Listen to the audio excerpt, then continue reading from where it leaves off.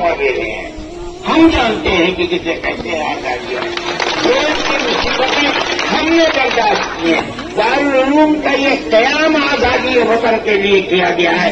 جو آج کا صرف اپنا اس کا مخالفت کرتا ہے وہ پاگل ہے, دیوانہ ہے. وہ جانتا نہیں کہ دارالعلوم کی در دیوار سے آزادی وطن کے لیے کیا آواز نکل رہی. جانتے نہیں. میرے بھائی یہ ہماری تاریخ ہے. میں اس تاریخ کو آپ کے سامنے پیش کرنے کے لیے میں نے یہ سمجھا. میں نہیں پیش کرتا کہ محسن صاحب نے مجھے مجبور کیا تھا کہ نہیں اس کو کرو, اس کو کہو. میں نے یہ بات کہی ہے اور میں کہہ رہا ہوں مجھے فخر ہے.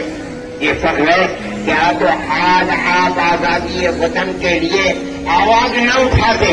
اور اگر آپ نے آواز اٹھاتی ہے اٹھائیے تو جس طرح آپ کو یہ حق ہے کہ آپ آزادی وطن کے اپنے سورماؤں کا ذکر, مجھے یہ حق ہے کہ میں اپنے سورماؤں کا ذکر کروں. اور میں یہ سمجھتا ہوں کہ انہوں نے جس زندگی کو پیش کیا ہے آپ اس زندگی کی تصویر کو پیش نہیں کر سکتے. میرے بھائی وقت بھی کافی ہو چکا ہے, 1 گھنٹے سے زیادہ ہو چکا ہے. میں نے اس بات میں آپ سے کہتا ہوں کہ آپ محترم صاحب سے بھی کہتا ہوں کہ آپ اس تاریخ کو لکھوائیے اور لکھوا کر کے بہت اچھے آدمی موجود ہیں. علماء دیوبند کی تاریخ ہونی چاہیے. یہ نہیں کہ اس تاریخ کو ایک کچوبر بنا دیا جائے اور وہ طرح طرح کے لوگ. یہ بتائیے کہ حضرت نانوتوی, حضرت گنگوئی, پیر زامن علی شہید, ان کا کیا کردار رہا.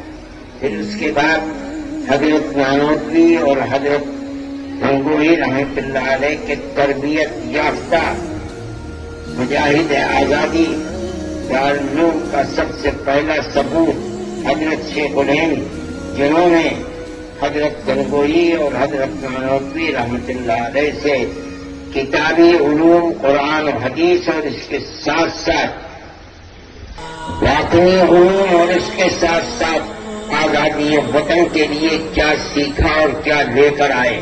انہوں نے پھر کیا کیا اور کیسے کیسے شاگرد پیدا کیے اور ان شاگردوں نے ملک کو آزاد کرایا اور ان کی کیا تصویر تھی.